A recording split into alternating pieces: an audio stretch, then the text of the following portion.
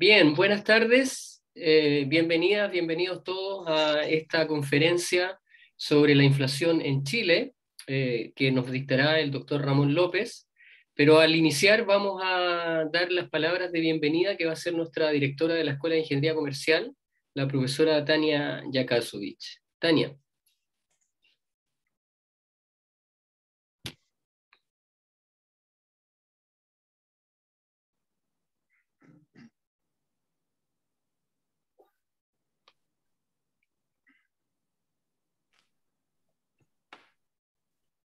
Tania, no sé si escuchaste. No, a lo mejor va teniendo ahí las dificultades del caso. Bueno, ahí cuando aparezca, yo creo que al final seguramente puede que nos pueda dar unas palabras de bienvenida. Bueno, voy a partir nomás con la presentación del doctor, ¿cierto? Bueno, el doctor Ramón López es un reconocido economista que ha tenido una trayectoria muy importante en diversas universidades de Europa, de Estados Unidos. Fue durante 20 años profesor de la Universidad de Maryland, profesor titular de Economía. Actualmente es profesor titular también del Departamento de Economía de la Universidad de Chile, de la Facultad de Economía y Negocios. Ha tenido una trayectoria muy importante en investigación, que es lo que nos interesa también en esta conferencia, porque justamente nos interesa que a través de, en este caso, su presentación, podamos fortalecer también las habilidades, las competencias que tiene que ver justamente con la carrera de ingeniería comercial y la investigación. Yo creo que la evidencia empírica, la teoría, ¿cierto? El desarrollo de modelos son tremendamente importantes y creo que en ese sentido la importancia de la conferencia hoy día del doctor Ramón López va en esa dirección. Y por eso que también es interesante porque el doctor Ramón López ha sido asesor de importantes instituciones y organismos internacionales como el Banco Mundial, la FAO, ha sido asesor también, ¿cierto?, de gobiernos de la región, de Asia, y también, por cierto, ha sido asesor del gobierno federal de Canadá, donde él justamente tuvo también una participación importante, porque ahí, por ejemplo, estudió su doctorado en economía en la Universidad de British Columbia en Canadá. Entonces, para nosotros realmente es un tremendo placer el poder estar con un economista, además que tiene algo que yo le dije a él hace 2 semanas cuando establecimos contacto, que no es un economista complaciente, es un economista que siempre nos está haciendo pensar justamente la realidad económica, no se ha quedado en su zona de confort, tiene una mirada, cierto, que es bastante heterodoxa, y eso justamente para lo que es la academia es tremendamente importante porque justamente nos hace tener puntos de vista distintos, disruptivos, que nos ayuda justamente a construir mejores soluciones a los problemas que vamos teniendo en las distintas realidades económicas. Por eso que es importante destacar también esta idea, ¿cierto?, de cómo el profesor Ramón López ha estado muy de la mano de los temas de crecimiento, desarrollo económico, sustentabilidad. Uno de sus últimos papers ha sido premiado justamente por la Asociación Europea de Medio Ambiente y Recursos Económicos como uno de los mejores artículos del año en el 2016.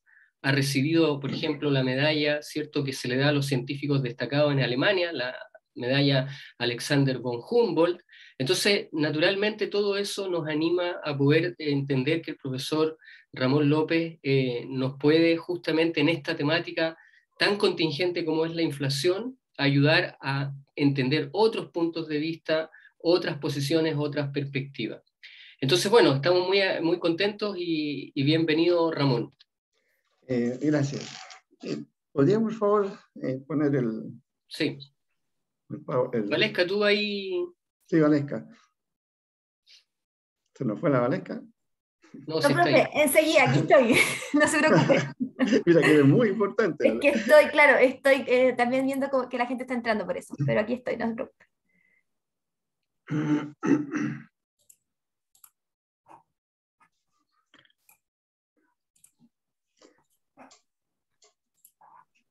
Bueno, mientras tanto, primero quiero agradecer a Patricio por su generosa introducción.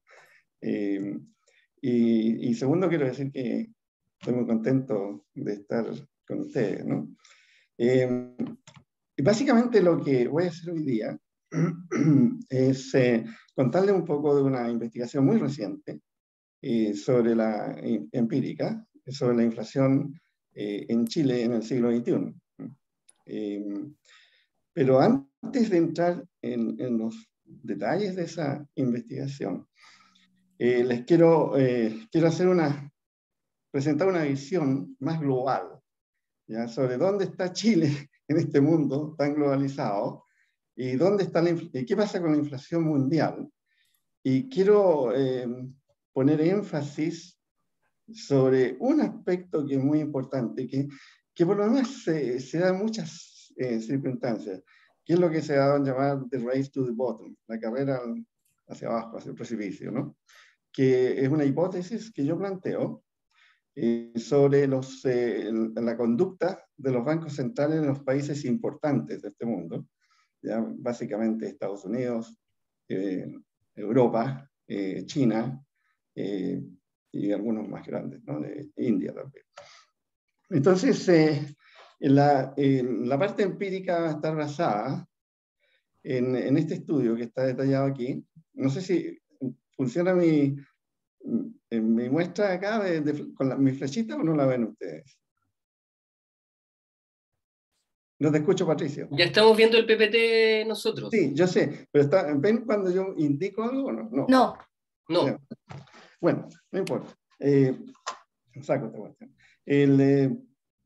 Está basado, como les digo, en una parte de lo que voy a presentar hoy. Está basado en este estudio que tiene un nombre de cuál es el efecto de la demanda interna sobre la inflación en una economía pequeña y abierta. Chile, siglo XXI. Siglo XXI. Ahí está el link, ¿no? Este artículo se publicó en la FEN como un documento de discusión en enero de este año recién. Y una versión inglesa de él, bastante más completa que esta, está recién enviada a una revista internacional, ¿no? Para presumiblemente su publicación. ¿Ok? Y bueno, sigamos, Valesca. Si lo puedes mover. Ya.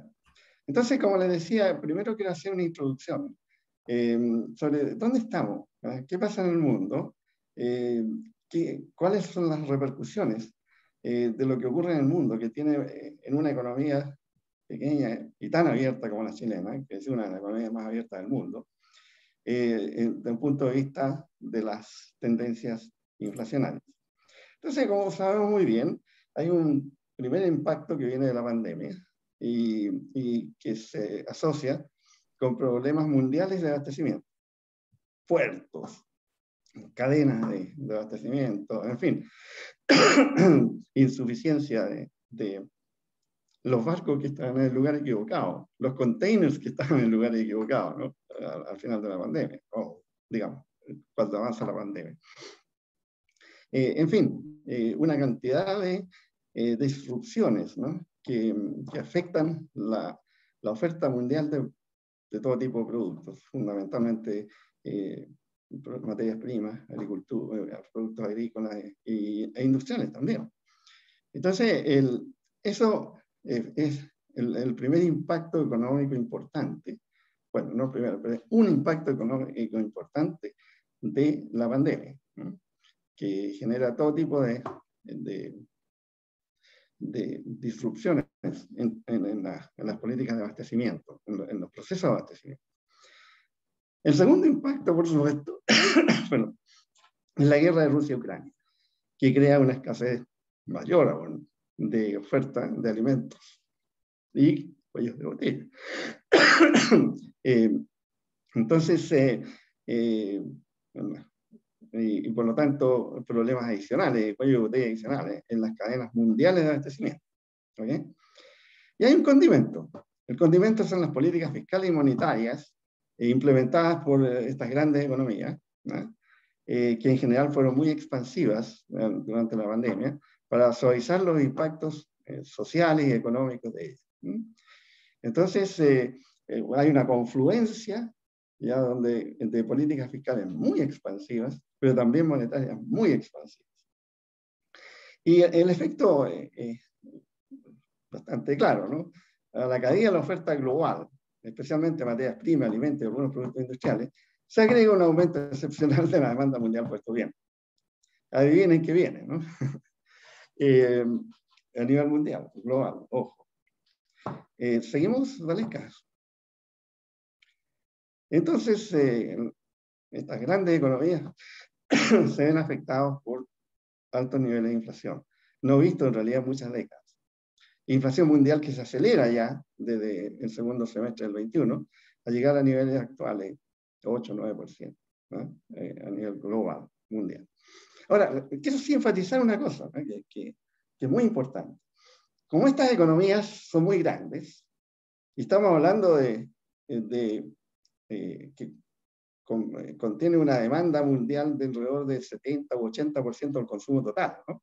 En estas pocas economías, grandes economías, ¿no?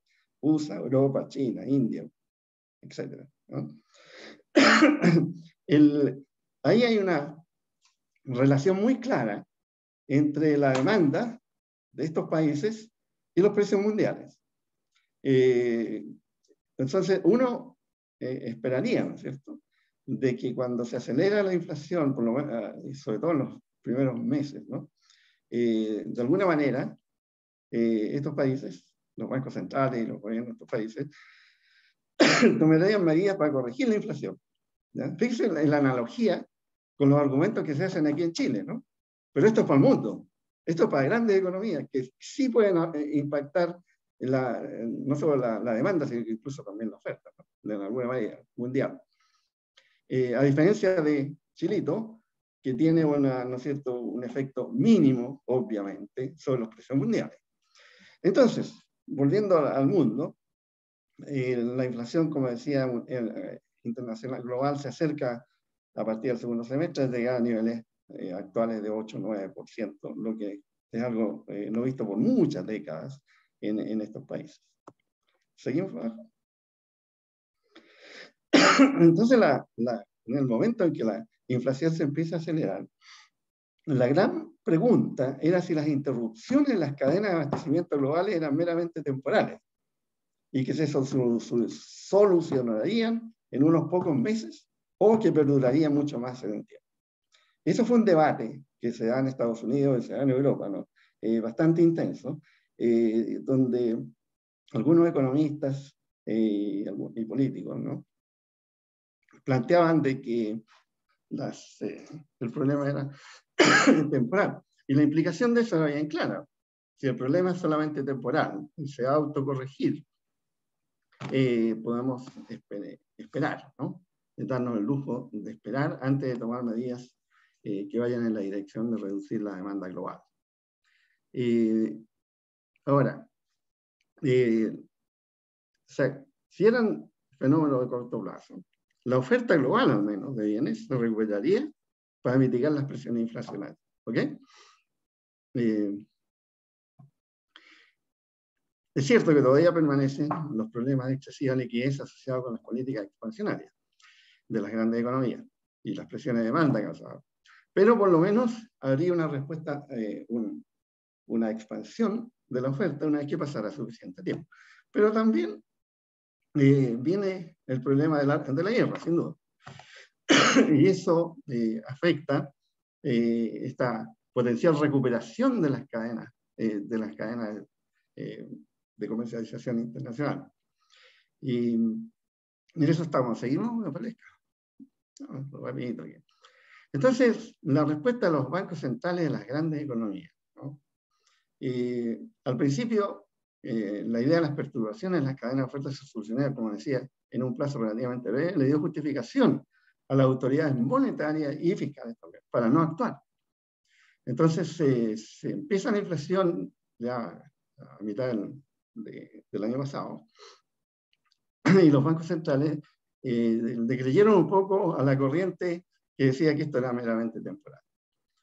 Pero con el tiempo, en la medida que estos desajustes no se arreglaban por sí solos, y con el tiempo la hipótesis, por lo tanto, de que esto no ocurriría, tuvo cada vez mayor peso. Y a eso se le agrega la guerra, que genera otro shock, además, de gran importancia. Entonces, sin embargo, y esto es importante, a pesar de esto, los bancos centrales de cada uno de estos grandes países continuaron con su política de esperar y no aplicar el freno monetario. Y de los gobiernos centrales, por lo general, también, de no aplicar frenos al gasto fiscal. Y eso continúa. ¿Podemos seguir? ¿Podemos seguir? Y esto continúa, ¿no? Por muchos meses. ¿Hasta cuándo? Hasta ahora. Hasta hace un mes o menos. Nadie actuaba. Y esto es lo que yo llamo race to the bottom. Todo el mundo espera que el otro actúe primero. ¿Ya? ¿Por qué? Porque actuar significa crear desempleo, ¿ya? Crear posiblemente recesión cuando estamos en estos niveles de inflacionarios. ¿Ya? Entonces, cada banco central y cada gobierno de estos grandes países omite cualquier movimiento, ¿no? Esperando que los otros, ¿no? Corran con el costo social y económico para restringir la demanda global y pone en peligro lo que el país pueda, que incluso puede peligrar que el país que implementa estos cambios puede caer en recesión. Por eso, la política adoptada por cada país fue esperar y esperar al otro, que el otro actúe primero, porque va a hacer que se vayan los mayores costos de los ajustes. Y eso es lo que yo llamo el race to the bottom, la carrera al piso, ¿no? ¿Por qué? Porque eso significó que como todo el mundo estaba esperando que el otro actuara primero, nadie actuó por mucho tiempo, ¿ya? Y mientras tanto, la inflación global se dispara, se duplica en un periodo de unos meses, ¿no? Entonces, esto agrava más el problema inflacionario. O sea, nos acercamos al fondo. La carrera al fondo nos lleva hacia el fondo. Y finalmente, y solamente el mes pasado, ¿no? La Fed, bueno, en realidad en enero hizo algo, pero muy poquito. La Fed de Estados Unidos empieza a subir las tasas y recoger liquidez, lo que causa caídas desastrosas que estamos viendo hoy día en los mercados financieros. O sea, las caídas en la bolsa de Nueva York son del orden de 30%, ¿no? O sea, se acerca mucho a una recesión, no cabe duda. Y eso, tal como todo el mundo lo preveía, una política un poco más agresiva. ¿De qué estamos hablando? La Fed sube 0.5 puntos porcentuales, ¿ya? La tasa primaria, digamos. De 0.25 a 0.75. Comparan ustedes lo que está haciendo el Banco Central de Chile, ¿no? Esto es bonito, pero igual, se proyecta que la Fed va a seguir aumentando los intereses y que, por lo tanto, y que además el gobierno va a tener que hacer ajustes graduales, ¿no? Entonces eso lleva a que Estados Unidos reciba, pegue el primer punch, pero reciba también el primer punch, ¿no? Y el más intenso probablemente, porque fue el que al final tuvo que adelantarse, porque una economía tan grande que al final la inflación mundial la estaba afectando directamente, ¿ya? Pero lo importante de esto es que, espera un poquito, ahí está bien. Lo importante de esto, ¿no es cierto?, es que el bottom, o sea, el fondo, está muy cerca, ¿no? Llegamos a él gracias a esto. Es una tragedia de los comunes, en cierta forma. El bien común aquí era la inflación mundial, ¿no? No el bien, pero al revés, el mal común.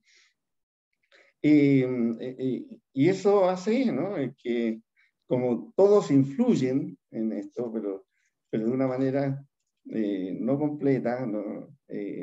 Cada uno espera al otro, ¿no? Eso es clásico de la tragedia de los comunes. Sigamos. Ahora, ¿qué pasa con los países pequeños y abiertos como Chile? ¿Dónde están estos muchachos? Es mucho más difícil y costoso. Esto ya lo mencionaba en la página anterior. Esa es la otra parte del bottom, ¿no? que no solamente ahora la inflación es muy grande, porque todo el mundo estaba esperando al otro, sino que además la inflación global se hace más difícil de controlar. Está en una relación lineal. Mientras mayor es la inflación, los costos de controlar esa inflación o de reducirla en forma significativa aumentan de forma exponencial. No hay una relación lineal. Entonces, en ese sentido, de nuevo, no solamente tenemos una inflación nunca vista en los países desarrollados por muchas décadas y en el mundo, sino que además tenemos que controlarla va a ser muchísimo más costoso socialmente en términos de crecimiento económico o de decrecimiento económico, porque llegamos a niveles demasiado altos. Bien, ahora, sin embargo, estas simples ideas, ¿no?, que creo que son bastante claras, ¿no? Hubo muchos países que no entendieron este principio de la race to the bottom, que estaban, el jueguito, que estaban, el juego estratégico, en que estaban, ¿no es cierto?, los países, los grandes países del mundo. Y algunos de ellos, Chile a la cabeza, ¿no?, absolutamente, empiezan a tomar acciones, ¿no?, muy tempranamente y de una manera extraordinariamente agresiva, ¿no? No esperan que los bancos centrales de las grandes economías empezaran a actuar. Ellos actúan por su cuenta, ¿no? Y esto empieza ya a mitad del año pasado, subiendo las tasas de una manera bastante brutal. Y no solo eso, el ajuste fiscal también es brutal. No solamente la TPM sube, ¿no es cierto?, de 0.5%, creo que en julio del año pasado, junio, a los niveles actuales que son 8%, ¿no?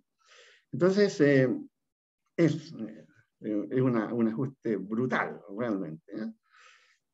Pero también la política fiscal está experimentando otro ajuste brutal, 20%. ¿Ya? El gasto fiscal se está reduciendo en 20% anual, lo que es tremendo, ¿no? Entonces, aquí tenemos una unión de brutalidades. No es que no era necesario hacer un ajuste fiscal, porque el déficit es grande, pero no puedes. Ningún país civilizado del mundo va a aceptar un corte en un año de 20% del gasto en inversión fiscal. Esto tendría que haberse, ¿no es cierto?, distribuido en por lo menos 3 años, alrededor de 5 o 6% anual de ajuste, de reducción. Y lo mismo la velocidad con que se hace el ajuste monetario es impresionante, ¿no? Entonces, estos países como Chile se adelantan en ser ellos los que empiecen a subir las tasas y retirar la liquidez. Y claro, la hipótesis de aquí, eso es lo que trato de mostrar en este artículo, es que se quedan con los enormes costos que eso implica, estos ajustes brutales, enormes costos económicos, sociales, de pobreza, etc. Ya estamos empezando a vivir, y donde no hay un efecto sobre la inflación. Por la sencilla razón que la inflación es externa, ¿no? Y Chile tiene tasas inflacionarias muy similares al resto del mundo, los grandes países, ¿no?, a la inflación global. Entonces, la inflación viene generada por fenómenos mundiales. Chile es un país tomador de precios, obviamente, por su tamaño pequeñísimo, y cualquiera que sea la política monetaria, fiscal, que implemente, por muy restrictiva que sea, va a tener un efecto mínimo en los precios, pero sí va a afectar la demanda interna, y la está afectando de una manera muy significativa, lo que a su vez genera, ¿no es cierto?, desempleo, caída del crecimiento primero, después recesión, ¿no? Y puede ser una recesión muy significativa, con muy pocos beneficios en términos de reducción de la inflación. Un país tan chico como Chile no puede pretender, ¿no es cierto?, que va a tener un impacto sobre la inflación doméstica. Ahora, hay algunas precisiones que hacer sobre esto, ¿no? Existe una visión abuelo de paja, en el sentido de que hay un componente dentro de la economía que es no transable. Y ese componente fundamentalmente es a nivel del retailing, de la comercialización al por menor y alguna parte por mayor también. Farmacias, alimentos, los supermercados, son 3 supermercados que son oligopólicos, que se coluden, eso lo sabemos, lo han demostrado muy reiteradamente a través del tiempo. Entonces, a ese nivel hay una cierta amplitud para magnificar los efectos que vienen de afuera, de alguna manera, ¿no? En la medida que estos sectores monopólicos, oligopólicos, se encuentran con mayor poder de mercado, ¿ya?, a consecuencia de los aumentos de los precios importados, entonces ellos van a aprovechar de eso, y lo están haciendo, subiendo sus precios de una manera bastante más rápida y mayor que lo que están subiendo los precios de los productos importados. Entonces, eso... ahora, la cosa de los productos importados versus productos domésticos, ¿ya? Chile importa prácticamente casi todos los productos de primera necesidad. No es que importe el 100% de su consumo, es una proporción muy alta. Entonces aquí funciona el arbitraje, naturalmente, ¿no? El arbitraje de que si los precios importados suben, los que venden estos productos en el mercado doméstico van a tener todos los incentivos para subir sus precios también, ¿ya? Entonces, eso, digamos, eso es lo que significa un país que es tomador de precios, ¿no? Entonces, ahí estamos. ¿Seguimos, Vanesca? Disculpen la tos, ¿no? Entonces, ¿de qué estamos hablando sobre las políticas domésticas en Chile? ¿Es ingenuidad? Tal vez, no tengo idea. ¿O hay intereses adicionales? ¿Intereses políticos? ¿Se quería culpar a los IFE, que por primera vez en su historia en Chile tuvo una política de apoyo a los sectores medianos y bajos de envergadura, como fueron los IFE, ¿no?, más los retiros de AFP? Es posible. Pero lo que estoy planteando acá es que esto es igual a insistir en el uso de antibióticos para atacar enfermedades virales que no tienen nada que ver con bacterias, ¿no? El COVID, por ejemplo. ¿Y qué es lo que hace si tú tapones de antibiótico a un paciente que no va a responder porque el origen no es bacteriano para lo cual están diseñados los antibióticos, pero lo vas a enfermar más, ¿ya? En lugar de tomar ciertas medidas que son más difíciles, como internarte en un hospital, ¿no?, en una clínica, y someterte a intubación, como a mí me hicieron, ¿no? Y otras formas de lidiar con el virus. Y si insistes en los antibióticos, no vas a conseguir nada, y al contrario vas a conseguir un empeoramiento de la condición del paciente. Esto es exactamente análogo a lo que ocurre con las políticas del Banco Central y el gobierno. Lo que están haciendo con estos exabruptos, ¿ya?, es implementar políticas completamente o casi completamente inefectivas para la inflación, pero muy efectivas para crear recesión. Entonces, ese es el problema, ¿no? ¿Cuál fue la motivación?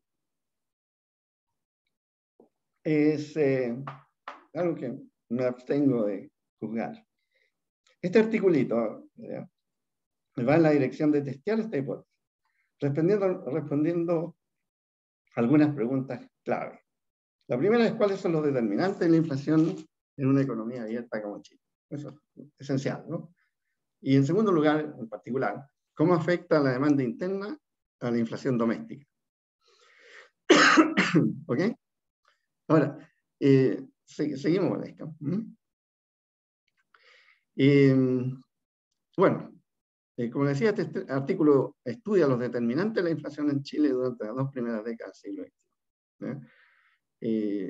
Su principal motivación es aquilatar la importancia de las fluctuaciones de demanda interna sobre la inflación doméstica. Muy simple. Hay un montón de connotaciones aquí, pero me lo voy a saltar. Por favor, Valesca, sigue. ¿No? Razones por las cuales esto es importante, ¿no? Ustedes lo pueden ver. En general, en la literatura lo que uno encuentra es que hay una hipótesis de paridad en poder de compra. Ahora, por supuesto, esta no es la hipótesis naive, ¿no? Que se planteaba en los años 70. Los autores han profundizado bastante sobre esta cuestión. Entonces, la hipótesis del PPC, ¿no? El poder de compra, se cumple en sus versiones más débiles, como por ejemplo la paridad relativa, no absoluta, en otras palabras, no significa, la PPC no significa que los precios sean iguales afuera y adentro. Incluso si impera una condición de cuasi PPC, el efecto inflacionario de política de demanda como la implementada en el 2021 sería bastante limitado. Eso es lo que te predice la teoría. En el artículo hay bastantes consideraciones de la literatura existente sobre este tema. Ahora, esto, fíjense, esto es una espada de doble filo. Esto implicaría que en un contexto de pequeña economía abierta como la chilena, los estímulos de demanda internos serían muy efectivos en promover producción y empleo y posiblemente inversión. ¿Por qué? Porque el efecto precio sería menor. Y mire usted lo que pasó en el año 21. Justamente eso.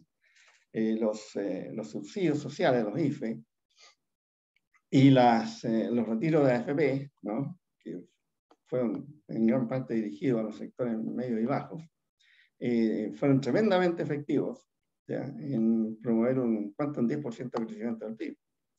En gran parte sustentado en las pymes.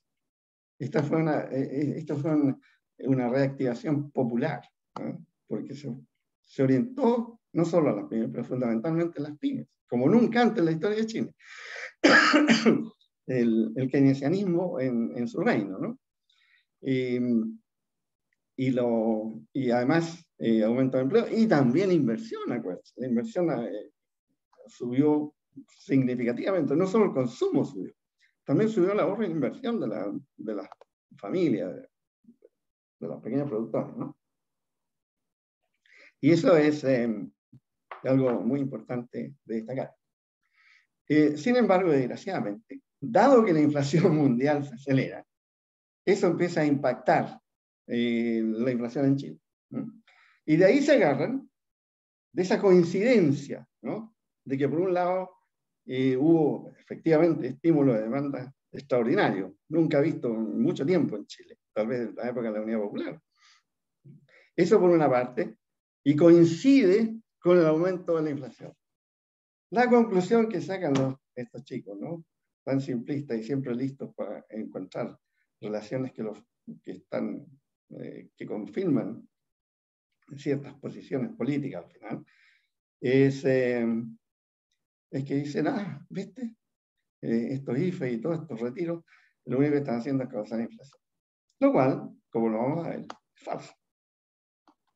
Una falsedad más de las tantas que se tiran en este momento en Chile. ¿Ok? Seguimos, Valesca. Sí, esto ya lo leí. Hay distintas versiones de la PPC. la mayor parte satisfacen algunas de ellas en su condición más débil, su versión más débil, y una que otra encuentra entre ellos, una de Céspedes y de Gregorio, pero en el año 99, no encuentra evidencia de PPC en Chile, pero ese es un periodo muy especial. ¿Seguimos? Bueno, el modelo del artículo lo que hace es adoptar una posición ecléctica. O sea, dejamos que los datos hablen. Se especifica, por lo tanto, que los determinantes de la inflación doméstica son variaciones inflacionarias en el exterior, variaciones del tipo de cambio, muy importante, y factores internos de demanda. Y eso es lo que está en la ecuación 1, muy simple, que, donde el lado izquierdo, el PT, el nivel de precio interno, el ST, a una constante, PT grande, el índice de precio en el exterior, llamamos un vector en realidad, ET es el tipo de cambio nominal, y DT es el nivel de demanda interna, y los demás son parámetros. Seguimos. ¿Seguimos? Bueno, expresamos esa ecuación 1 en logaritmo, y para considerar la posibilidad de raíces unitarios, estimamos esta ecuación usando primeras diferencias logarítmicas para el periodo, inflación mensual, esto, para el periodo 2000 hasta 2021. ¿Ya? Entonces tenemos una ecuación como la 2, que es más o menos lo que se estima, pero con varias consideraciones. Entonces el delta log PT, la inflación, por supuesto, es el cambio logarítmico de los precios. El delta log PT grande, ¿ya? Es una proxy, ¿ya? Para la inflación en los países con los cuales el país tiene mayores intercambios comerciales. Esto es Estados Unidos, la Comunidad Europea y China. O sea, es un vector de 3 variables, inflación en cada uno de estos países. Las variaciones del tipo de cambio son medidas mensualmente por el Banco Central en Chile, y la variable demanda es más difícil de medir. Y ahí consideramos varias formas de medir, lo que ya lo vamos a ver. ¿Ok? Seguimos, Valesca, por favor. Entonces, al final, esto está repetido.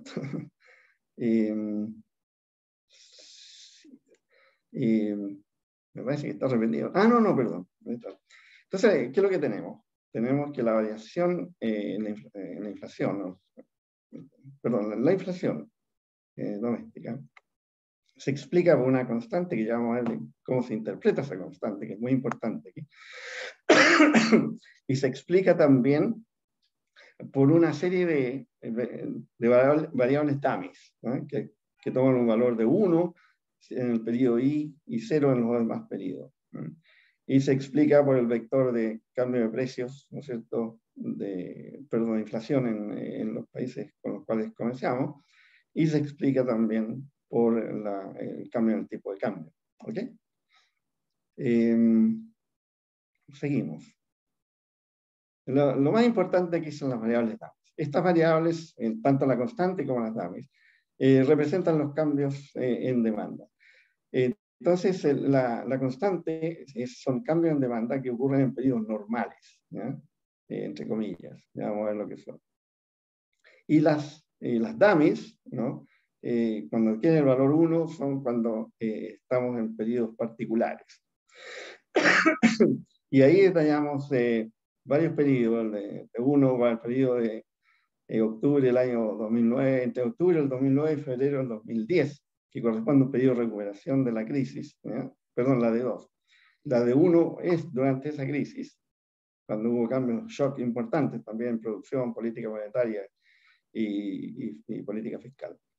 La de 3 es ya más moderno, el periodo entre abril del año 20 y julio del mismo año.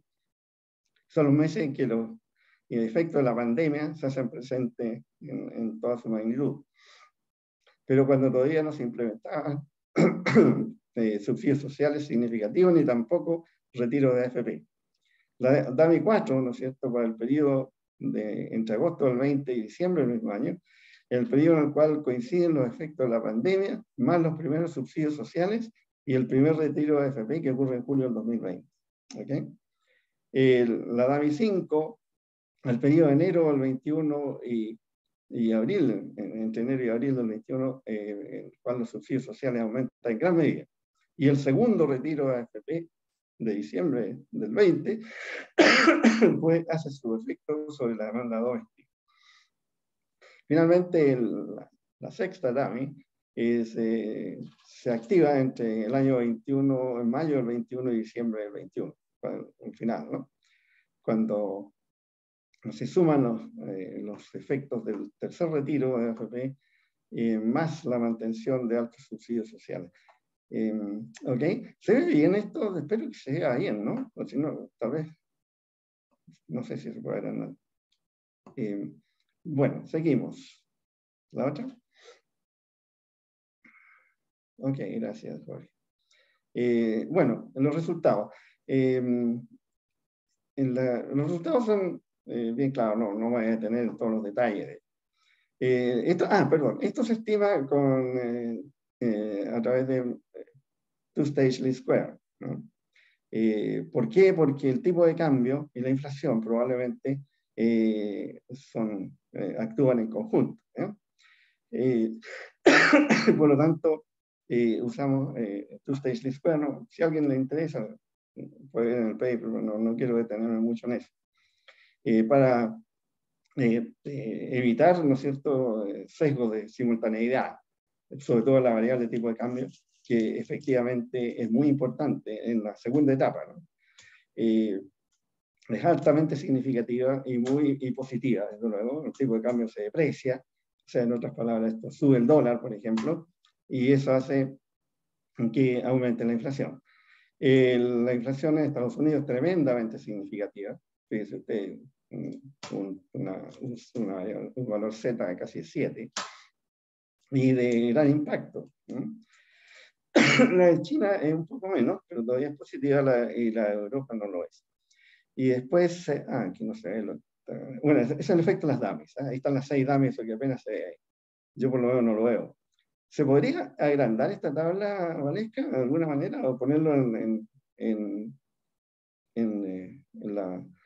la cosa de mostrarla que tiene? ¿Se podría, no? Se ve bien. Voy a ver si lo puedo agrandar más, pero respondieron el público que se veía bien, por si acaso. Bueno, ok. No, justamente en esta tabla tengo duda. Ahí está mejor. ¿Sí? Pero lo que hay a la izquierda que no se ve nada, pero esos son los efectos de las DAMIs, de las 6 DAMIs que consideramos. Esto, lo que hacen estas DAMIs en el fondo, lo que ocurre en Chile en estos 2 años, 20 y 21, es un experimento natural, ¿no? Es un experimento natural donde hay una tremenda expansión tanto de la política monetaria como fiscal. Y después hay un tremendo ajustes, sobre todo en la política monetaria, en los últimos, lo que captan las últimas datos. Esto es clásico experimento natural. Y para nuestra sorpresa, hay solamente un periodo que es más o menos significativo, ¿ya? Y que del efecto de la demanda interna, ¿no? Un solo periodo, que es creo que la DAMI 4, que es cuando coinciden, ¿no es cierto? Pero incluso eso es apenas significativo, y el efecto muy bajo, ¿no?, sobre la inflación mensual. Todo medio de la inflación mensual, ¿ok? Bueno, si alguien quiere saber más detalles, lo podemos conversar. Seguimos con esto. Entonces, los aumentos de demanda en periodos normales explican no más allá del 0.05% mensual. Estos periodos normales fuera de estos periodos capturados por las DAMIs, fuera de los últimos 2 años y fuera de los otros periodos excepcionales que ocurren a raíz de la crisis mundial del 2009. Entonces, pueden explicar como máximo un 0,05% de inflación mensual, cuando la inflación promedio en el periodo normal era 0.29%, 0,29%. O sea, están explicando menos del 20%, menos del 17%. Y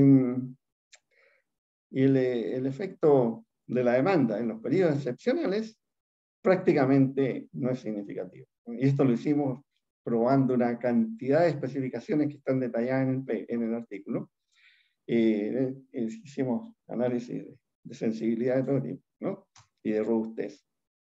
Y nunca nos sale un valor importante para la expansión de demanda que ocurre, ¿no es cierto? Y que ocurre en estos años, ¿no? De 20 y sobre todo el año 21. Pero sin embargo, lo que muestra la tabla son los efectos directos. Pero también hay un efecto indirecto a través del tipo de cambio, ¿no? Y por eso, usando el TSLS, usamos la primera etapa para explicar el efecto de la demanda, que es lo que más nos interesa, sobre el tipo de cambio, porque sería posible que el efecto directo no sea tan importante de la demanda sobre los precios, sobre la inflación, pero que sí actúe a través del tipo de cambio que nosotros lo estamos considerando.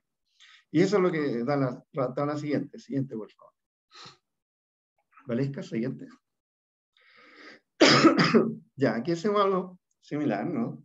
Y vemos de nuevo la inflación en Estados Unidos tiende a reducir el tipo de cambio, claro, natural. Lo mismo la inflación china, aun cuando no son muy significativas. Pero lo importante es que, con la excepción en este caso del AMI número 3, ¿no? No me acuerdo exactamente el pedido, que es negativo, no es positivo. Este es un periodo de expansión de demanda que sin embargo no aparece con un efecto positivo. Y esto lo sometimos a un análisis de sensibilidad muy detallado, ¿eh? Está todo escrito en el paper, ¿no? Entonces, de nuevo, nos frustramos, ¿no? El efecto de la inflación, de la demanda, ni siquiera el indirecto a través del tipo de cambio es significativo. ¿Seguimos?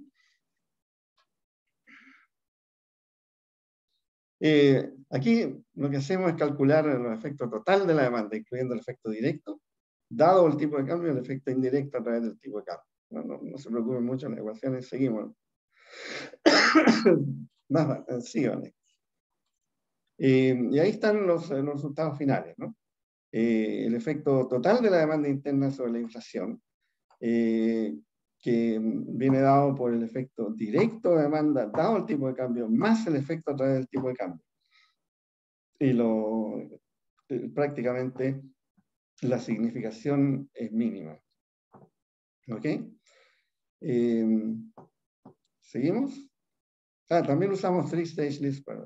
Entonces, ¿a dónde llegamos? No quiero, ¿cómo estamos en la hora? Muy bien, estamos justo en el tiempo, Ramón. Perfecto, estamos.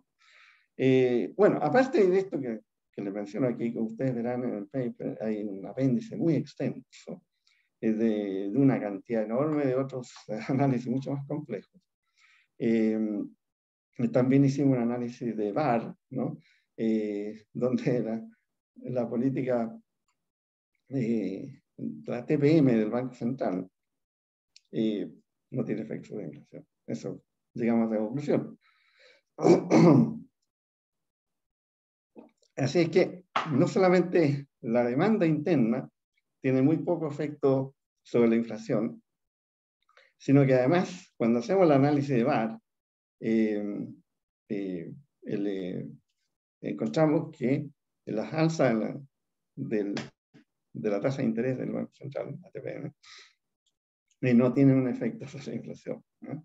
Y usando una serie de estimadores de los rezagos, ¿no? Que aquí es muy importante, una serie de test, tratando de determinar cuáles son los rezagos óptimos, etc., ¿no? Es bastante más extenso el análisis, pero siempre los datos nos están gritando lo mismo, ¿no? El efecto de demanda es bajo, ¿no? En el mejor de los casos. Y la demanda interna jugaba un rol muy limitado como factor inflacionario. En general, los precios normales, en general en los periodos normales, los aumentos de demanda interna explican no más de 20% de la inflación. Y la inflación, ¿no es cierto?, de estos periodos anormales, el efecto adicional es muy bajo, ¿ya? Esto contrario a lo que el Banco Central nos quiere hacer creer, diciendo que en algún momento dijeron, ahora ya no, están cambiando la historia. En la demanda interna, según ellos, explicaría los 75% de la inflación, lo que es una falacia. No sé francamente cómo llegan a eso, ¿no? No son muy claros en la metodología, etc. Y ahora están cambiando la historia, después dijeron 50-50, y ahora el ministro Marcel sale diciendo que efectivamente desde noviembre ha habido una desaceleración de la demanda interna desde octubre del año pasado, y que coincide con una aceleración de la inflación. Por lo tanto, la lógica, ¿no?, es que mal puede tener que ver con la aceleración de la inflación un aumento de demanda que se va desacelerando. Y justo coincide en un periodo donde la TPM sube de una manera muy agresiva. A pesar de eso, no hay ninguna relación entre la desaceleración de la demanda interna, que lo dice Marcel, lo dice textual, ¿no? Lo ha dicho en reiteradas ocasiones últimamente, reconociendo eso. Incluso llegó a decir en un foro, el Foro de Desarrollo Justo y Sostenible, el día sábado pasado, de que él era partidario de que no siguieran los ajustes del tipo de cambio, ¿no? O sea, los cambios que están experimentando son gigantes, ¿no? Y por lo menos desde octubre, que es cuando realmente la inflación se acelera, lo que implica las propias palabras del ministro es que esta aceleración enorme de la inflación, que en la parte álgida de la inflación, parte de octubre del año pasado hacia ahora, hasta ahora, no tiene nada que ver con la demanda. Si la demanda se está desacelerando, tal como él mismo lo reconoce. Entonces, claro, siempre meten que hay rezago. Bueno, aquí testeamos más o menos científicamente el rol de los rezagos y tratamos de buscar rezagos, cuáles son los óptimos rezagos, en fin. Entonces, esa es la primera implicancia, ¿no? Exactamente al revés de lo que decía el Banco Central hasta hace un mes atrás, que era 80-20, ¿no? 80 de demanda interna y 20 externa, en un país como Chile, ¿no? Es tan poco creíble como puede ser. Y lo que encontramos es que al revés, 20-80. Los periodos de rápida aceleración, los periodos del experimento natural, ¿no es cierto?, de demanda, por efecto de políticas fiscales y altamente expansivas y retiro de AFP, más una política. Ojo, el Banco Central implementó una política monetaria muy agresiva también, ¿ya? Donde hasta junio del año pasado, donde los saldos líquidos fueron incrementados, el M1 fundamentalmente, que es algo que más o menos el Banco Central puede de alguna manera controlar, subieron de una manera espectacular. Entonces, esto no se entiende, ¿no? Y por otro lado, el Banco Central hasta octubre del año pasado estuvo vendiendo dólares, perdón, comprando mensualmente una cantidad significativa de dólares por casi un año, a pesar de que tenía una cantidad de reservas de 53.000 millones de dólares, que es más que respetable. Y eso, por supuesto, ayudó a aumentar el tipo de cambio, aumentar el precio del dólar.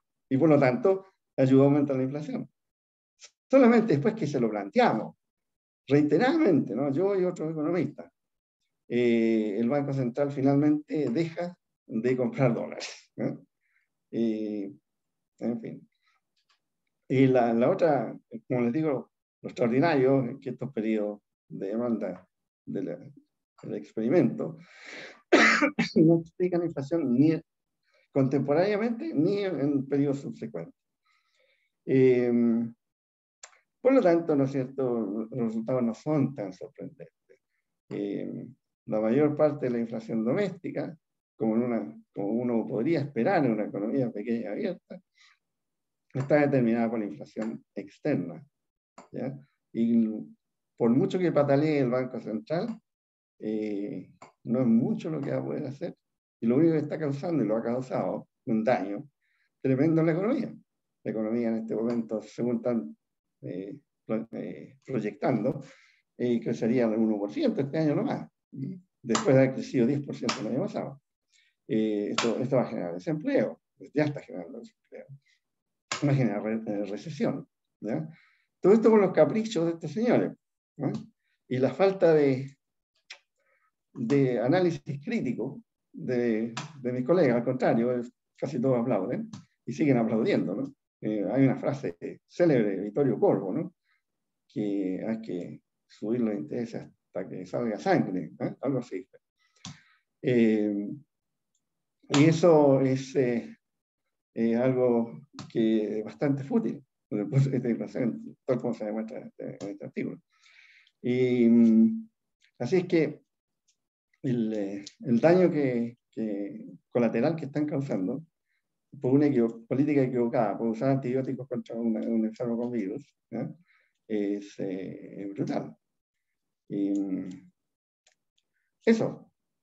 Muy bien, gracias Ramón. Gracias. Bueno, ahora podemos hacer algunas preguntas, comentarios. De hecho, el profesor Sergio Guerra ya tiene ahí anotado un comentario y una pregunta. Sergio, ¿puedes tú ahí hacer el comentario y además tu pregunta? Sí, muchas gracias. Doctor López, usted dijo en algún momento que, disculpen, había sido una brutalidad bajar el gasto público un 20% este año con respecto al año anterior. El tema es que a mí me parece que el gasto público subió un 38% el año 2021 con respecto al 20. Entonces, la verdad que lo que se está bajando ni siquiera es lo que se subió, sino más o menos la mitad. ¿Sí contesto? Sí, por favor. No, mira, el gasto público subió, pero acuérdate que estaban los IFE, y los IFE se cortaron. Y los IFE son muy significativos, dentro de este 38%. Y lo que están haciendo ahora de rebajarlos, además fíjate otra cosa, ¿no? Piensa tú, supongamos que algo aumenta, esto, no, pero es una obviedad, pero es importante, ¿no? Supongamos que el gasto hubiera subido el 50%, para hacer un cálculo, ¿no? El año pasado. Entonces, tú dices, bueno, ahora están bajando los 20%, ¿no? Es cierto, pero ojo, no es 20 que está bajando 30, ¿ya? Porque el 20% es una base mucho mayor que 150. Esa es una cosa. Pero por otro lado están los retiros de los IFE, el término de IFE, ¿no? Entonces, cuando se está hablando ahora de 20% de ajuste, prácticamente en este momento, ¿ya? No hay déficit en este trimestre, no ha habido déficit, por lo menos estos meses, ¿no? O sea, se ha restablecido en un periodo cortísimo el equilibrio fiscal. Es cierto, hay aumentos de recaudación inesperados también. Pero con este 20% que están rebajando el gasto fiscal, están prácticamente eliminando el déficit público. O sea, en un año van a eliminar el déficit fiscal, lo que no se justifica, ¿no? O sea, yo creo que hay muy pocos países que se han atrevido a hacer un ajuste de esta envergadura. Doctor, ¿le parece a usted que era sostenible un crecimiento del producto de un 10% o más que tuvimos? Es una muy buena pregunta. Depende. Seguir creciendo al 10% no, porque esto fue ¿no es cierto? Un primer impacto. Pero, ¿qué es lo que pasa? Cuando tienes una condición de subutilización de la capacidad instalada y mucho desempleo, como había el año pasado, cuando tú aplicas estas políticas que son típicamente keynesianas de demanda, se genera un incentivo para expandir la producción, primero a través de la expansión del uso de la capacidad instalada, ¿no? Que es lo que ocurrió en muchas áreas. ¿Por qué? Porque partimos de una condición donde había exceso de capacidad instalada y había desempleo, y por lo tanto absorción de más mano de obra, tal como ocurrió. Ahora, pero eso no para ahí. Hay un proceso dinámico, y ahí esto ha sido muy bien descrito en la literatura post-keynesiana, ¿no? Donde estas respuestas de oferta generan mayores aumentos de demanda, en primer lugar, porque aumenta la masa salarial, etc. Aumentan las utilidades, sobre todo las pymes, ¿no? Y eso genera un segundo round, ¿ya? Porque uno de los efectos que esto tiene, piensa tú como un empresario, ¿no? Si tú tienes que tu capacidad instalada estaba siendo utilizada al 70% y ahora llega al 95%, tú vas a tener todos los incentivos del mundo, en la medida que no hayan otros factores negativos, no solamente para utilizar ese 95%, sino que además para expandir, ¿no?, la inversión, para aumentar esa capacidad instalada. Y eso ocurre en la medida que exista confianza, en la medida de que no hayan factores como los que está introduciendo el Banco Central de destruir la demanda nacional interna. Entonces, lo que yo digo es que, si bien es cierto, un 10% de crecimiento, bueno, China lo sostuvo por 30 años, ¿no? Pero no era el caso de Chile, pero sí era la posibilidad, y lo que yo esperaba, que bajo políticas razonables, monetarias y fiscales, que implicaran un ajuste, ¿de acuerdo? Pero no con la temerariedad y la brutalidad de lo que se ha hecho. Yo esperaba un crecimiento para este año de 5 o 6%. ¿Ya? Eso bajo condiciones de políticas razonables, lo que no ocurrió, desgraciadamente. Entonces, lo que ha hecho, tú me dices, la sostenibilidad de esta historia, justamente las políticas del Banco Central y las políticas fiscales están causando que eso no sea sostenible, ni siquiera a nivel de un 5 o 6% de crecimiento. ¿Ya? Y ese es el punto. La economía chilena ha sufrido una crónica falta de demanda. ¿Y por qué? Por lo tremendamente desigual que es. ¿No? Entonces, el ingreso está concentrado en un sector muy rico, el 1%. 30-35% del ingreso está ahí, ¿no? Entonces, el resto de la ciudadanía tiene muy baja capacidad de compra, por muchos años ha tenido. Todo lo que se ha hecho en términos de, entre comillas, promover el crecimiento, han sido políticas de oferta. ¿Qué ha sido las políticas de oferta? Tratar de aumentar las utilidades de las empresas. Eso es lo que es la forma de incentivar la economía, ¿no? Por distintos mecanismos, que no sé si vale la pena conversarlo ahora, podemos estar hasta mañana conversando estas cosas.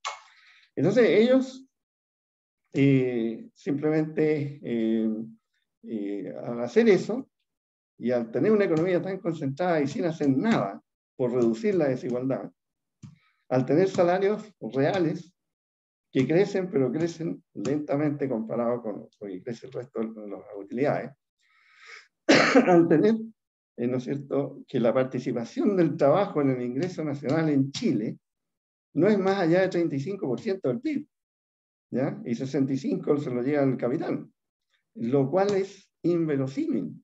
Prácticamente en toda la economía de la OCDE, quizás con la excepción de México, siempre México es la excepción, ¿no? La relación es a la inversa, ¿ya? El capital se lleva el 35% y los trabajadores el 65%. Entonces tenemos un problema de distribución del ingreso que se traduce en un efecto sobre la demanda agregada, que crece muy lentamente, precisamente porque los trabajadores, los pobres, tienen una propensión a consumir y a demandar mucho mayor que los súper ricos que se están acaparando casi todo el ingreso. Obviamente que los súper ricos, o los ricos en general, te ahorran el 50-60% de su ingreso, ¿no? Y solamente consumen 40%, a lo mejor, en el mejor de los casos. No sé si Luxich consumirá mucho más del 40% de su ingreso, imposible. Imposible, siquiera que consuma el 1%. Entonces, pero por otro lado, los trabajadores, los sectores más pobres en general, consumen prácticamente todo su ingreso, ¿ya? Por lo tanto, si si tú redistribuyes a favor de los súper ricos, aún más todavía, reduces aún más la demanda agregada. O sea, por eso mi diagnóstico es que la economía chilena ha sufrido una subdemanda crónica a través de los años, por razones ideológicas, y por razones de que los economistas más convencionales tienen una alergia a las políticas keynesianas, a pesar de que las políticas keynesianas han salvado el mundo en 2 ocasiones ya, pero en fin, de más de una. Entonces, además porque muchos de ellos están comprometidos con la élite, eso no me cabe la menor duda, porque reciben todos los beneficios posibles que uno puede pensar en la élite, ¿no? Entonces, ellos siempre se han opuesto a políticas de demanda, ¿ya? Siempre se han opuesto a políticas redistributivas, ¿ya? Siempre los obstáculos han estado ahí. Entonces, por primera vez, irónicamente, paradójicamente, un gobierno de ultraderecha como el de Piñera implementa por primera vez en la historia de Chile, tal vez desde la Unidad Popular, implementa una política de demanda significativa, que corrige esto en parte, o potencialmente puede corregir este problema. Y le da consumo a los pobres, le da consumo a los trabajadores, capacidad de consumo, ¿no? Y inmediatamente los economistas transversales, que le llamo yo, porque siempre están de acuerdo, ponen el grito en el cielo. Dicen, esto es terrible, esta gente está consumiendo mucho. Y en la realidad, si bien es cierto, hubo aumento de consumo, también está comprobado que hubo aumentos de inversión y de ahorro y pago de deudas por parte de las familias, ¿no? A raíz de lo que ocurrió en el 2021. Y hubo aumentos significativos en la inversión y el ahorro, ¿ya? Entonces eso es... y otra cosa más, los economistas transversales, cuando hablan de inversión solamente piensan en un activo, el capital físico y financiero. No se dan cuenta que en realidad una economía, su desarrollo, su crecimiento, está influenciado no solamente por el capital físico, sino que también está influenciado por las inversiones en otros activos. Por ejemplo, en capital natural. Por ejemplo, para protección natural. Por ejemplo, inversión en capital humano, salud. Es un factor productivo la salud. Cuando esta gente que recibía los IFE o recibió los retiros, muchos de ellos, te dicen, me pude operar de la cadera hace ya como 10 años esperando. ¿Qué es lo que pasa con él? Se mejora la cadera feliz y puede ser mucho más productivo. Por lo tanto, es una inversión productiva también. ¿Para qué decir la inversión en educación? ¿Ya? Esta gente invierte en educación y eso está... hay cierta evidencia de eso. Tengo un estudiante que está haciendo su tesis en eso. Y entonces hay una expansión y además, cuando ellos miran la inversión, se preocupan fundamentalmente de las grandes empresas, ¿no? Aquí hubo un aumento de la inversión por primera vez en mucho tiempo de esta magnitud de las pymes, ¿no? De las pequeñas y las micropymes también. Porque por primera vez se encuentran con que 2 cosas. La señora Juanita en la esquina, cuando hubo una encuesta que se hizo el año 20, no sé si se habrá repetido, en marzo del 2020 por el Ministerio de Economía, donde se les pregunta a micropymes, ¿no? A mini pymes, empresarios mini pymes, ¿cuál es la principal limitante a su crecimiento? Y alrededor del 37% de ellos pusieron la falta de demanda, la falta de clientes en primer lugar, y solamente en segundo lugar, con el 33%, algo así, a la falta de crédito, que es lo que siempre se insiste, que nunca se logra darle más crédito de todas maneras. Entonces, esta señora Juanita del comercio a la esquina estaba limitada, ¿no? Porque no tenía suficientes clientes. La gente muy pobre y una población que es conexa. Vienen los IFE, vienen los retiros, y de repente le aparecen sus clientes, mucho más clientes, ¿ya? Entonces se le rompe una limitante importante para la expansión de las pymes. Eso por una parte. Y por otro lado, los dueños de las micropymes reciben estos subsidios, ¿no? Y reciben tanto las IFE como reciben los retiros. Lo que les permite tener liquidez para invertir. En este país, acuérdense ustedes, por mucho que hablen sobre el crédito y de las pymes y todo eso, nunca se ha resuelto. El mercado de capital es tremendamente sesgado, no funciona, ¿ya? Y por lo tanto, si eres una pyme o si eres una familia de bajos recursos, te puedes endeudar pero a tasas altísimas, ¿ya? Y de repente se encuentra con liquidez, no solamente que tiene más clientes, sino que por otro lado se encuentra liquidez como va a poder invertir en sus propios activos. Si la gente no es tonta, la gente no sería, y todavía hay mucha gente que tiene liquidez, ¿no?, propia, no iban a consumirse tal como plantean los economistas transversales, a consumirse todos estos ingresos sabiendo que son temporales. Ellos sabían, si la gente es racional, ¿no? Y entonces ellos no consumieron, hubo aumento de consumo, no cabe duda, siempre una parte va al consumo, pero una parte importante fue inversión en todo tipo de activos, ¿no? Y por todo tipo de empresas, no solamente por las grandes empresas. Y eso no les gusta, ¿ya?, a los economistas ortodoxos. No les gusta, ¿ya?, que el motor del crecimiento, ¿ya?, pase a ser estos sectores más pobres de la economía. No les agrada, ¿ya? Y inmediatamente empiezan a hablar que la economía está sobrecalentada, que hay que cortar, y que sí. Bueno, eso es lo que hicieron. Destruyeron esta recuperación en ciernes. E hicieron lo que tú dices, Sergio, que esto no fuera sostenible en el tiempo, pero que de otra forma habría sido sostenible, no al 10%, pero a una tasa bastante adecuada, y habría generado un aumento de una mejora en la distribución de ingresos. Tenemos otra pregunta. Doctor, antes que partas con otra pregunta, para no perder el hilo. Porque Argentina tradicionalmente ha sido un implementador de políticas keynesianas, tradicionalmente. ¿Por qué en Argentina entonces no funciona la hipótesis y la inflación argentina es gigantesca? Porque Argentina es Argentina y Chile es Chile, ¿ya?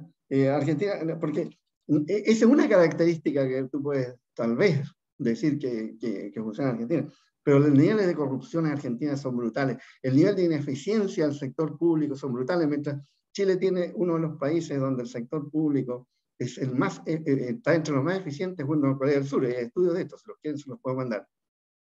Argentina tiene un sector público terriblemente ineficiente.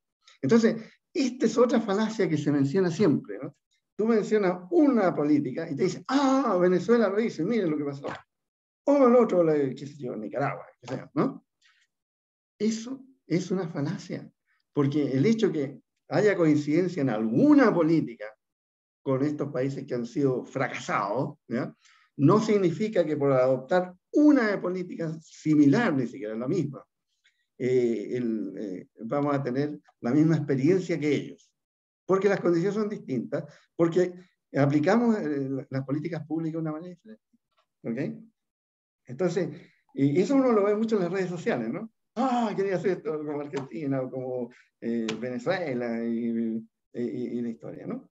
Pero así como hay países como países que son fracasados, que han experimentado estas políticas, yo te puedo nombrar muchos países que han sido tremendamente exitosos y que han implementado políticas similares a las políticas keynesianas, ¿ya?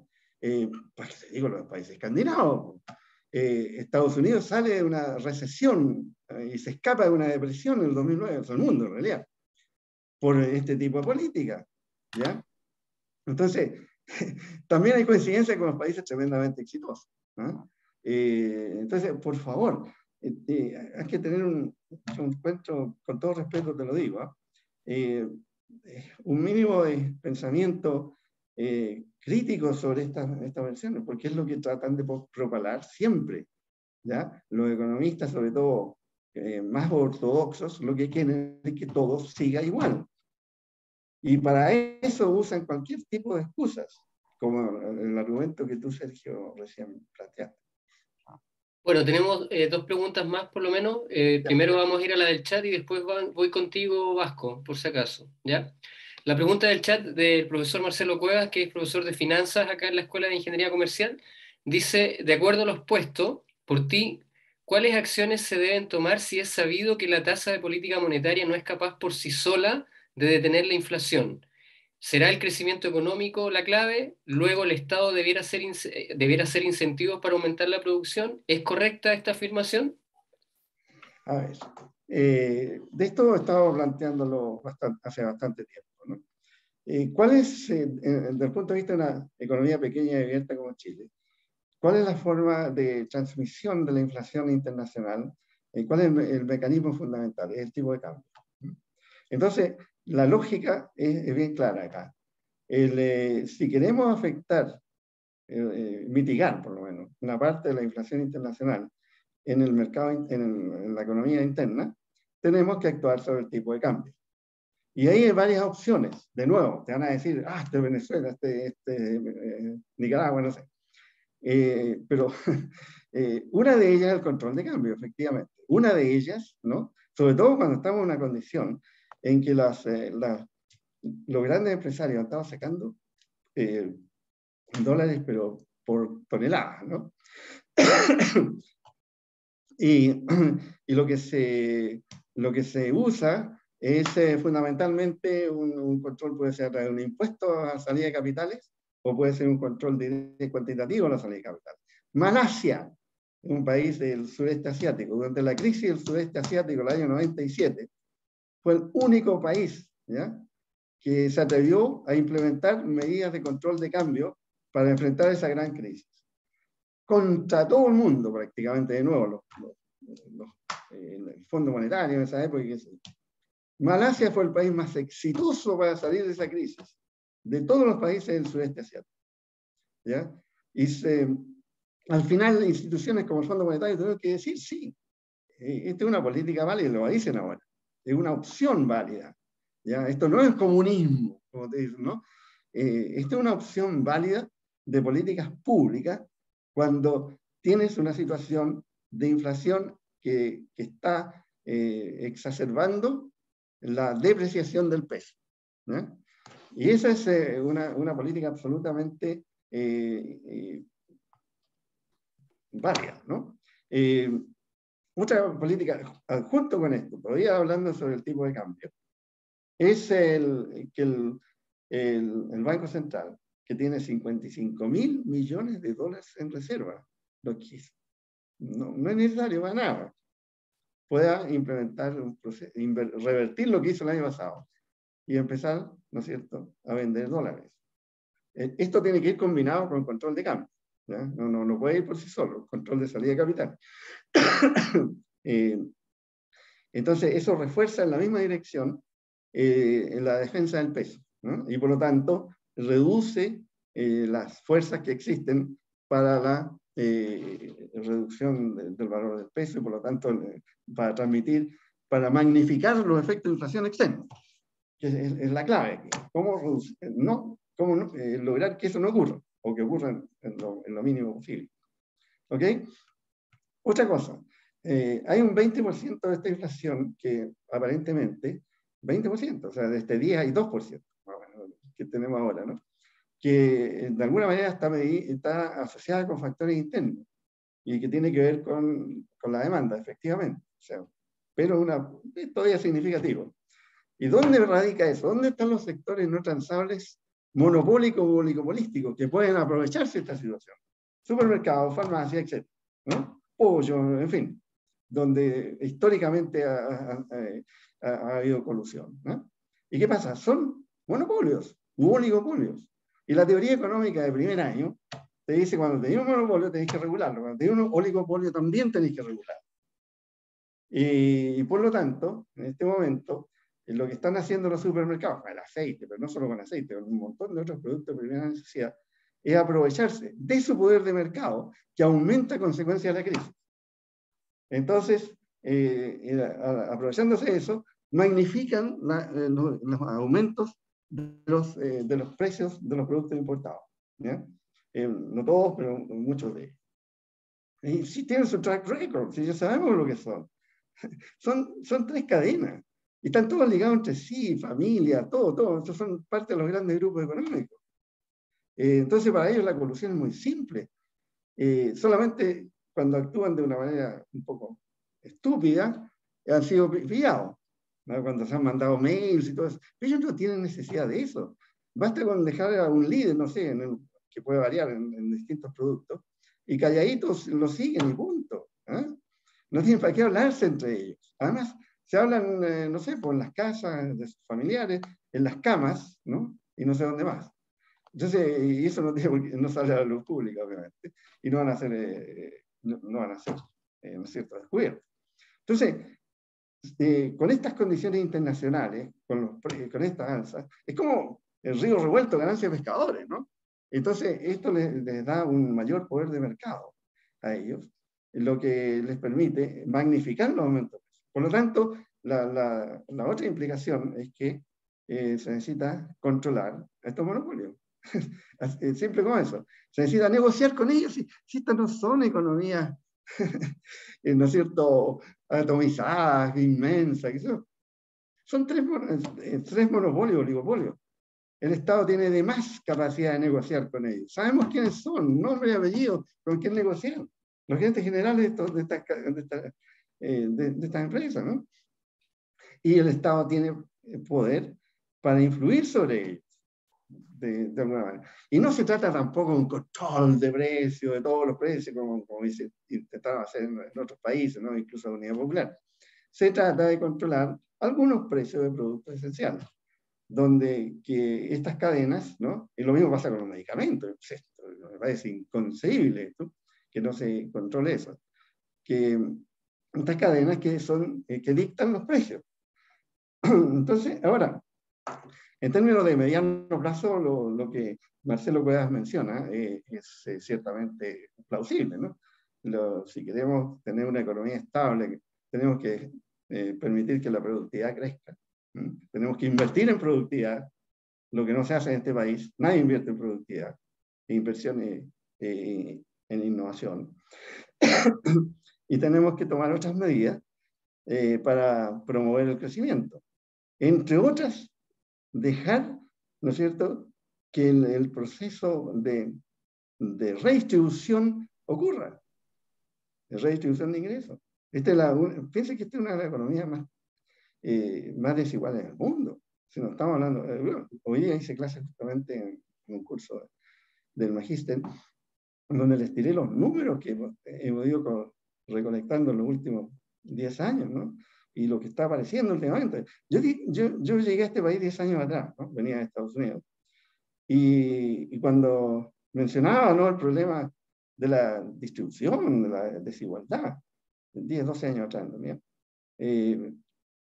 está loco este gallo. Eso es el problema de la ciencia política, no de los economistas. ¿Ya? La distribución no tiene nada que ver con la economía. Bueno, eso ha cambiado, por lo menos. Hay una preocupación creciente sobre el problema de la distribución. Pero si no mejoramos el problema de la distribución, va a ser muy difícil lograr mantener un sistema de demanda que permita sostener un crecimiento de 4 o 5%, que es lo que uno podría esperar. Si no invertimos suficiente en productividad, investigación y desarrollo, no vamos a poder crecer tampoco. No nos engañemos. Y lo que pasa es que la mayor parte de las grandes empresas, que serían las que deberían invertir en productividad, no lo están haciendo ni lo han hecho nunca. ¿Por qué? Porque ellos tienen enormes tasas de retorno, ¿ya?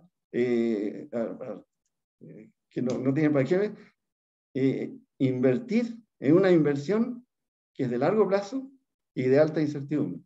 Esa es la inversión en investigación y desarrollo. Entonces, ellos, ¿para qué se van a molestar en ese tipo de inversiones que son inciertas? Si tienen inversiones fijas, que el Estado les permite, ¿no es cierto?, continuar, ¿no es cierto?, con su monopolio y sus rentas. Son rentistas, ¿no? Son rentas económicas gigantes. Hemos calculado que las rentas económicas de este país, entre el cobre, minerales, y los retails de todo tipo, ¿no?, y los otros monopolios y oligopolios que están plagados en la economía chilena, llegan más allá del 25% del PIB, ¿ya? Y con toda seguridad. Entonces, ¿para qué se van a molestar estos señores en invertir en investigación y desarrollo? Sabemos que esa cuestión es riesgosa, pero que cuando te resulta un proyecto, te paga con creces todo lo que se podía haber hecho en todos los fracasos, pero además hay 10 veces y 100 veces. Esa es ¿Y quién lo debe hacer eso? El Estado. Y mire usted lo que se está hablando en términos de políticas públicas. ¿Se menciona alguna vez inversión en productividad por parte del Estado? No sé si yo no la he escuchado. Entonces, necesitamos crecer por una forma de mantener, ¿no es cierto?, una cierta estabilidad macroeconómica y mantener la inflación a raya en el mediano plazo. Pero no se está haciendo nada por crecer tampoco. ¿Ya? Y necesitamos un Estado mucho mayor, que un Estado que controla el 20% del PIB apenas, que está entre los más bajos de la OCDE junto con México, para variar, México siempre. En circunstancias que países de la OCDE, cuando tenían el nivel de ingresos de Chile, ¿ya? El Estado, la recaudación tributaria alcanzaba el 34% en promedio. Entonces, tenemos un Estado miniatura, muy eficiente. Ojo, también es el otro mito. Esto se roban de la plata. Bueno, algo de robo hay, y hay mucho, ¿no? Pero comparado con otros países, estamos en la frontera de la eficiencia. Si quieren les puedo dar estudios sobre esto, que es reciente, ¿no? Donde ponen a Chile junto con Corea del Sur como los países de un sector público más eficiente en la OECD. El problema es que es muy chico, no da. Ya con 20% del PIB no das. No podía hacer nada, no puede hacer mucho. ¿Ya? Y la eficiencia del Estado chileno se refleja en la tremenda disminución de pobreza que hubo. En fin. Vamos a la otra pregunta, Ramón, Sí, ya para ir terminando, dale. para no ocuparte tampoco Sí, mucho de tu dale. tiempo. Vasco, puedes ahí abrir tu micrófono y hacer la pregunta o comentario. Hola, profesor, buenas tardes. Hola, ¿qué tal? Hola a todos, buenas tardes. Quería hacer un hincapié en lo que dijo el profesor de que la gente, en cierto modo, no se gastó la plata en tonteras. La gente, cuando recibió tanto los retiros como el IFE, invirtió en metros cuadrados, mejoró sus viviendas, se aumentaron la cantidad de piezas en sus casas. Por lo tanto, inmediatamente su bien raíz sube de precio. O sea, inconscientemente o no, ellos hicieron una tremenda inversión y la gran mayoría hizo eso.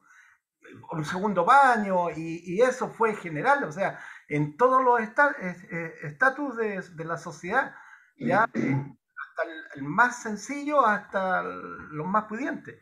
Hicieron en ese ámbito una tremenda inversión. Por eso vino el alza de precios y la escasez de materiales de construcción, porque fue enorme. Y lo otro que se notó es que se empezó a hablar de que la economía se iba a recalentar, que había mucha demanda, que cómo se frenaba eso. Pero nadie en ese momento habló de ampliar la capacidad instalada, de decir, bueno, hay demanda, si tengo una fábrica que produce 100, coloquemos otra maquinita, porque como hay tanta demanda, que fabrique 130. Pero nadie habló de eso. Todos hablaron nomás de que se va a recalentar la economía, que se va a recalentar y no hubo incentivos también para que la gente que tenía pequeñas unidades productivas crecieran un poquito para satisfacer esa demanda. Fue más cómodo subir los precios. Fue todo más cómodo, ¿ya?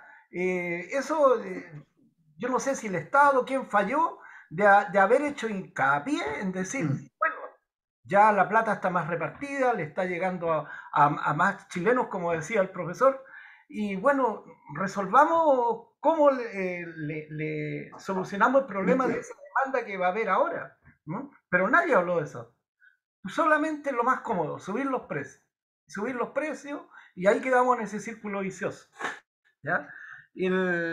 Yo no sé a dónde falló. Yo tengo conocidos, por ejemplo, que tienen fábrica de baldosa, de más la demanda, tengo demanda, me decía, hasta diciembre, hasta enero contratado los pedidos. Oye, pero pon otra máquina. No, lo que pasa es que es incierto y las tasas están subiendo y no me voy a meter en un crédito para comprar otra máquina, siendo que ya va a ser imposible hacerlo. Entonces, no sé cómo se soluciona eso. ¿Cómo en vez de estar subiendo tasas, no incentivamos a mejorar la capacidad instalada de las pequeñas empresas o de las unidades productivas? Esa es la...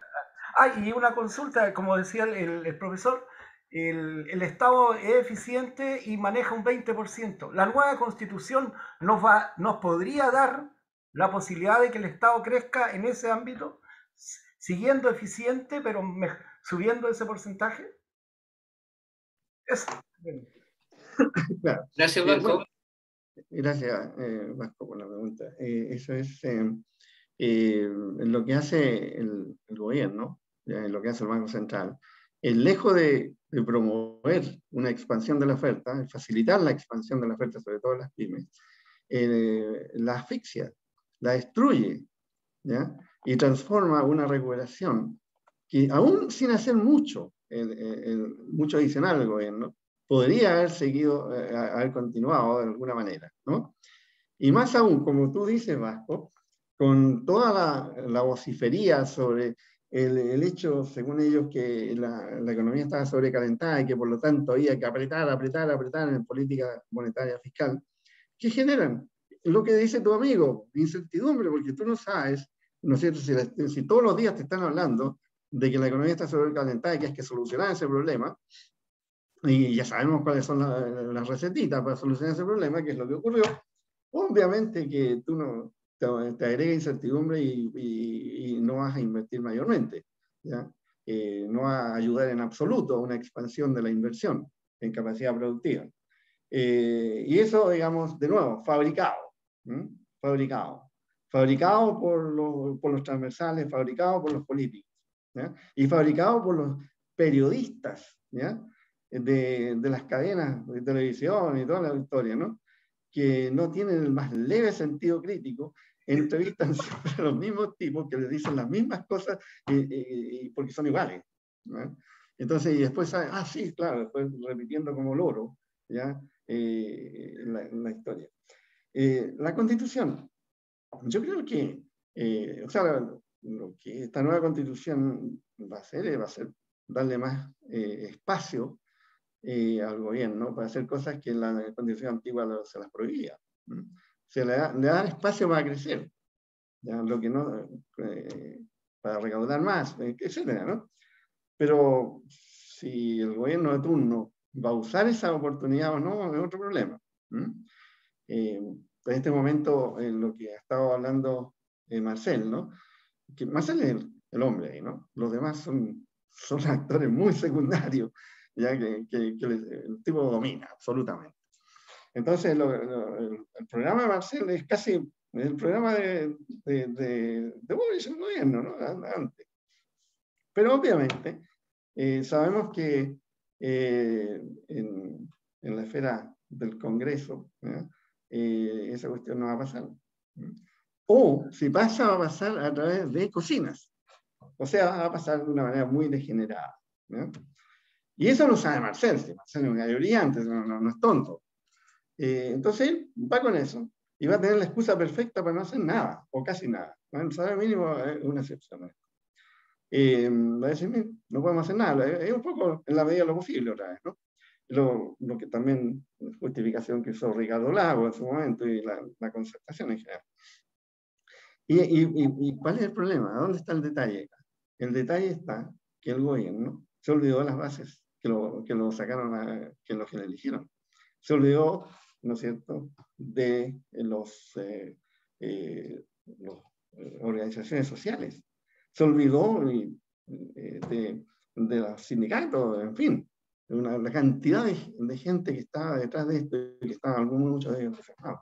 Entonces, va a luchar en la arena tradicional, puramente política, sin respaldo de las masas, sin respaldo de la población. Sabemos lo que ocurre en ese caso. No, es película repetida en este momento. Entonces sabemos que no va a ganar esa guerra, ¿no? Y lo que puede tener una pseudo victoria, como les digo, tipo lo que ocurrió con el segundo gobierno de Bachelet, con la reforma tributaria, que iban por 3% de recaudación y cocina de por medio, ¿no? Terminaron en 0,5%, ¿no? Entonces, Eso probablemente es lo que va a ocurrir. Porque si tú no usas al pueblo, no usas a la gente como el mecanismo de presión, ¿ya? Si no instruyes a la gente más, si no la incorporas en el proceso, quedas huérfano. Un gobierno que quiere hacer cambios de verdad, sí que quiere, ¿no? Queda huérfano. La única posibilidad de tener algún grado de éxito frente al establishment político de las élites, etcétera, ¿no? Es tener al pueblo activo de tu lado. Pero bueno, eso no se hizo ya, claro, ¿no? Sí, ¿alguien más? Bueno, no, ahí estamos, Ramón, Okay. porque Ya, ya hemos ocupado mucho de tu tiempo además y hemos abusado de tu generosidad. muy sobre todo el tiempo de ustedes. No, no, a nosotros al contrario nos parece, como dije al principio, una mirada heterodoxa, una mirada crítica, y eso hace falta para justamente no simplificar muchas veces las explicaciones. Así que en ese sentido te agradecemos. De hecho, en el chat algunas personas colocaron que había sido muy interesante, muy clarificador tu mismo modelo, que puede ser obviamente muy sofisticado, pero que ayuda a construir justamente con evidencia lo que en este caso tú nos estás proponiendo. Bueno, ya para cerrar, bueno, yo de antemano me despido, quiero agradecerles a todos los que hoy día asistieron, pero antes de finalizar, la directora de la Escuela de Ingeniería Comercial va a dar unas palabras de cierre. Tania. Muchas gracias, Patricio. Bueno, primero, Ramón, disculparme por no haber encendido la cámara, venía manejando, hace unos minutos llegué a mi casa, así es que ahora sí ya estoy aquí en el computador. Quiero agradecer que hayas aceptado la invitación que te hizo Patricio de participar y poder estar hoy día con nosotros con tan interesante tema y muy interesante tu exposición, que estoy segura que todos quienes pudieron sumarse lo agradecen. Y también agradecer a quienes se pudieron conectar e invitarlos también a las siguientes charlas que Patricio va a estar informando oportunamente sobre temas económicos de interés y contingentes. Una vez más, Ramón, muchas gracias por estar hoy con nosotros. Gracias a ti, Tania. Un gusto conocerte. Igualmente. Hasta luego. Bueno, nos estamos viendo entonces justamente 2 semanas más con otra conferencia de Simona Corsi, un buen amigo además de Ramón López, que nos va a hablar sobre el tema del royalty minero y los modelos de desarrollo. Eso va a ser 2 miércoles más, pero lo vamos a estar anunciando igual por las redes de la Escuela de Ingeniería Comercial. De mi parte, muchas gracias, Ramón, y estamos en contacto Adiós. con cada una y cada uno de ustedes. Muchas gracias. Buenas Gracias. Adiós.